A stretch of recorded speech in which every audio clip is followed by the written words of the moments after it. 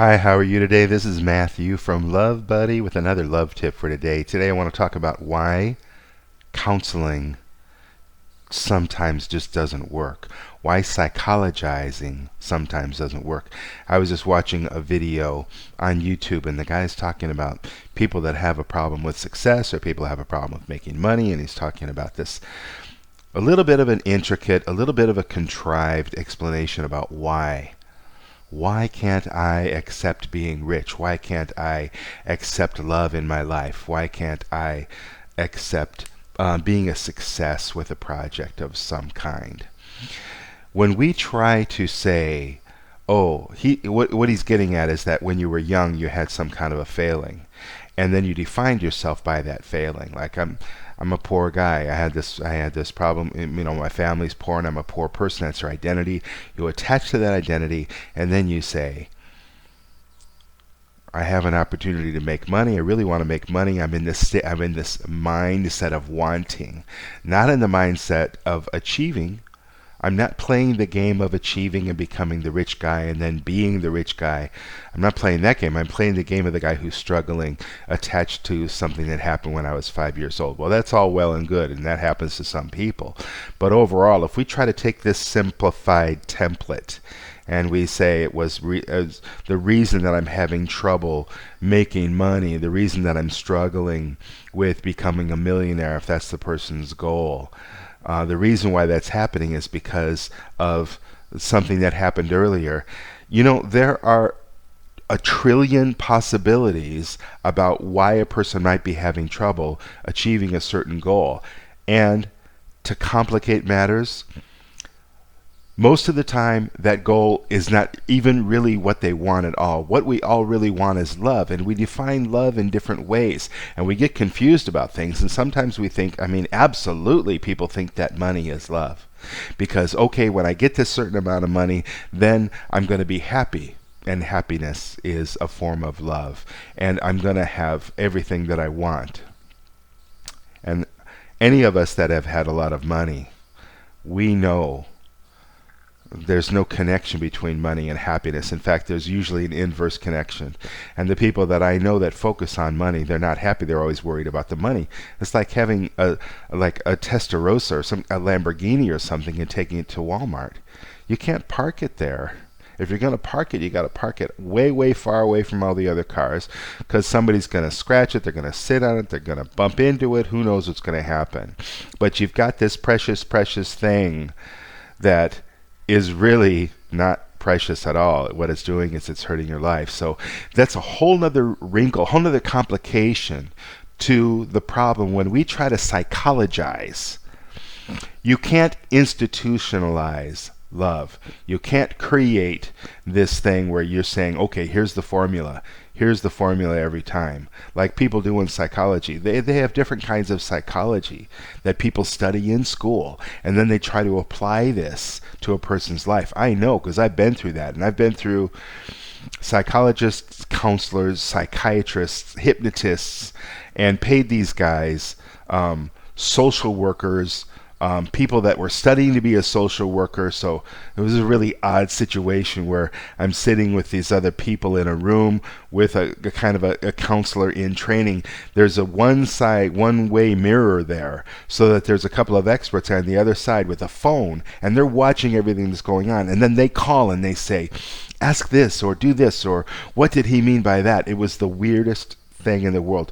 Talk about contrived love. They don't know that they're going after love. They don't know that whatever they do, if they ever do anything right, if anything ever works, it's because of love. But they don't know that. So they're going around in circles doing all these complicated intellectualizing and psychologizing the hell out of life. And it's an absolute, total dead end, because love is the solution. How do we understand love? Well, we learn to focus on nurturing. We learn to focus on the qualities of love. It's that simple. That's it. That's the beginning. That's the end of the whole thing. But because a lot of people have a lot of questions, they need this to be explained to them. Exactly what does love mean? Number one, people don't know what love is. And then number two, they haven't worked out a strategy to apply that, some habits to get into, some ways to be more aware of that. But love is all there is, and love is super, super simple. You don't need to read a book. You don't go to college for that. In fact, going to college a lot of times can mess up your thinking. Did Mozart need to go to college to understand? No, he kind of had it in him. And he knew from his early training and his early discipline, he kind of knew how to bring that out inside of himself. We all are love machines. You're a love machine. I'm a love machine. Everybody you meet, believe it or not, no matter how they're behaving, they're a love machine. We have this heart inside of us, and that tells us, how do I want to be treated? What feels good? And when you focus on that, you're going to get that happiness. You're going to get that joy. You're going to have that more love in your life. So, do you need to read a million business books? Well, if there's something technical you need to know, I've done computer software for years, and sometimes you need to refer to some technical thing. Here's a syntax. Here's how to write this. Here's how this kind of a execution works in a program, things like that. Yeah, you need a certain amount of technical knowledge. But overall, when it comes to love, all you really need is a heart. And we've all got that. And pursuing the love, pursuing what feels good with other people, pursuing what feels good with myself. Wow, I felt great. I got up at 5 this morning and I went for a little jog. That felt great. I love that. I'm not going to force myself to do that all the time because I want to stay in the love zone. The love zone is not about compulsion. It's not about forcing. It's not about tough love, which is hate in disguise. It's about nurturing. It's about saying, oh, wow, this feels good. I want to do this. I feel a little tired. Okay, push yourself a little bit. Make it happen. Okay, yeah, great decision. Now it's working. So when it comes to things where you're saying, let's bring this around to the original idea. This guy is trying to say, oh, because I'm 5 years old and I had this thing, and now when I can't be a millionaire because that's my identity. Okay, we might have an identity. That's a complicated psychological construct about how I've defined my identity. And there is a spectrum of 1,000 variables of that, from very strong different types to very, very weak, to where like addiction can be. Somebody can say, well, I really want a half a glass of wine after work sometimes. Am I an alcoholic? To the person who's binging all day and they're dying of cirrhosis. There's a whole spectrum of self-identification and saying, I see myself as a poor person, therefore I'll lose my identity. No, that is just one pinpoint in an absolute universe of stars, of possibility. If we create some kind of a psychological strategy to try to apply this one specific concept to solving this problem of frustration, forget it, it's not going to work 99.9999999% of the time, because that specific idea doesn't apply to us. What does apply? What applies every time? Love. Love applies every time. So what do? You look at the nurturing model. You look at self-nurturing. You look at self-expression. You look at self-empowerment. You look at understanding and communication. Wait a minute. I feel this way right now. I feel anxious about that. What's going on with me? You communicate with yourself. You ask yourself, why do I kind of feel stressed out every time I think about getting into real estate? Is it because... And then it's your own unique answer. I'll give you an example of a unique answer a person might have. Well, it's because I'm attracted to the big money because my brother-in-law made $22,000 last week just from one real estate deal.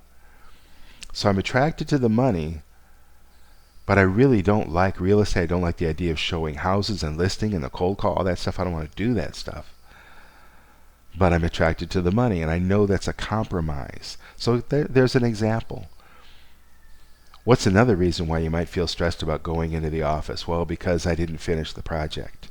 You ask yourself. The question comes from inside, not from a book, not from a guru, not from some psychological strategy that they have in some college book. All of the answers are inside of you. You've just got to communicate with yourself. And that becomes a skill, and that becomes a habit over time. And because communication is one of the qualities of love, Learning to communicate with yourself, learning to stop and listen and be open and be willing to whatever you're going to hear, and persist and ask sincerely and wait for the answer. And ask again. Make sure you got it right. Okay, I see it's like this. That makes you a better communicator with other people, because all of the love qualities are universal. In other words, if you learn this love quality of communication, you're going to be able to communicate with your own heart, listen to your own heart. What do you love to do? What makes you uncomfortable? What's not really your way? What's not really your style? What's going on with you regarding this? You'll be able to do that with your partner, your mate, your kids, your dog, a tree, because this skill of communication becomes universal. It's a very, very basic skill. And once we have that skill, then we can apply that. If you need to go to somebody who's learned some intricate, contrived patterns about how a person is supposed to solve a certain problem, you got to listen to that person. You're not communicating with yourself, because you know a lot better than they do. You're always going to know a lot better than they. How could they possibly know what exactly is going on with you? You're a unique person. So much of the time, psychology doesn't work. When psychology works, sometimes the best times it works. People have some good insights. So they can be a mirror. They can say, wow, you look nervous. Oh, wow, am I nervous? I didn't, some very basic things they can point out like that.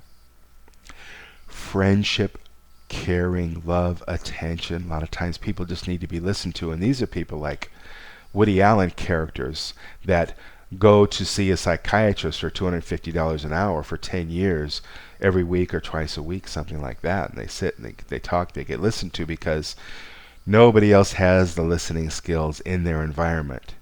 They all want something from you. They need to be listened to instead, and they don't take turns. So one of the great things that counseling can do, psychologists can do, even psychiatrists can do, is listen, be there. You're paying them to be your friend. If you had a real friend, you wouldn't need to pay them. They would just listen to you and care about what you have to say. So when it comes to psychiatry, there can be, I don't want to knock the whole mental health profession thing at all, but I do want to point out there are a lot of times there are a lot of limitations, and people just don't get that. There are limitations. They don't see that. They don't see why it works and why it doesn't work, and they don't see how much incredible power you have yourself if you understand what love is. Love's no secret, and there are no experts. There are just each of us on our own path learning, and each of us have something to contribute to this global conversation, this global understanding of love. Now, what I was getting at was the psychiatrists, sometimes they need to prescribe some kind of medication. I think maybe almost all of the time medication is prescribed to kids that don't need it. There's some other thing, or maybe too much sugar in their diet, or maybe something else, growing pains, or some emotional problem going on. And I know a lot of times doctors will prescribe mind-altering drugs. People get addicted to these things, or they go into school and they shoot up the school because of the reaction in their brain, the chemical reaction. So sometimes psychiatrists need to do this, and sometimes it really works great. You'll hear about people who say, wow, until I got on this, I was just a mess. I was all over the place. Now a lot of people are getting into CBD, and they're finding that cannabis oil, I guess, they're finding that can handle seizures and work so much better than some of these drugs. So be careful about the drugs, but there's a place for psychiatry. There's absolutely a place for people who can prescribe drugs that are really helpful to a person.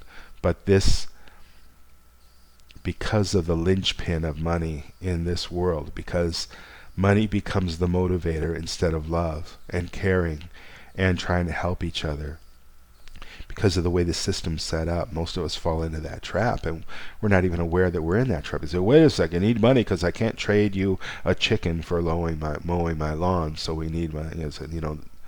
Don't get me static. Anyway,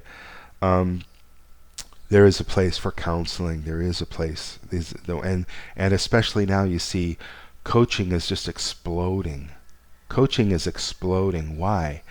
Because these are more like your average people. They're not all into some specific system like Freudian psychology or um, uh, Jungian, philosophy or some things like that. They're more into helping a person, being a friend. Coaching is a lot more towards the friend end of the scale. And if someone understands how to be a friend, they understand the love model, they understand nurturing and communicating and helping the person to find what they love and be in touch with themselves. Shouldn't go on for 10 years, absolutely not. You can be friends with somebody, of course, 10, 20, 50 years.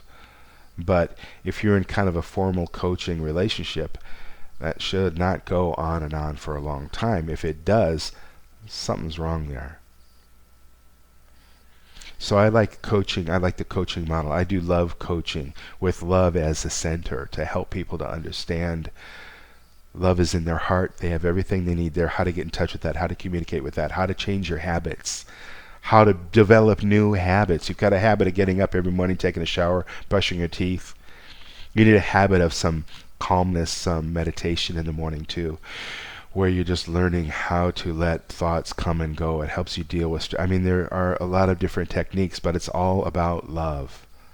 Love-centered, because love is more powerful than a million years at college, a million textbooks, a million Freuds, and a million super sharp dudes that think they know you better than you know yourself. Love is where it's at, baby. Thanks so much for listening.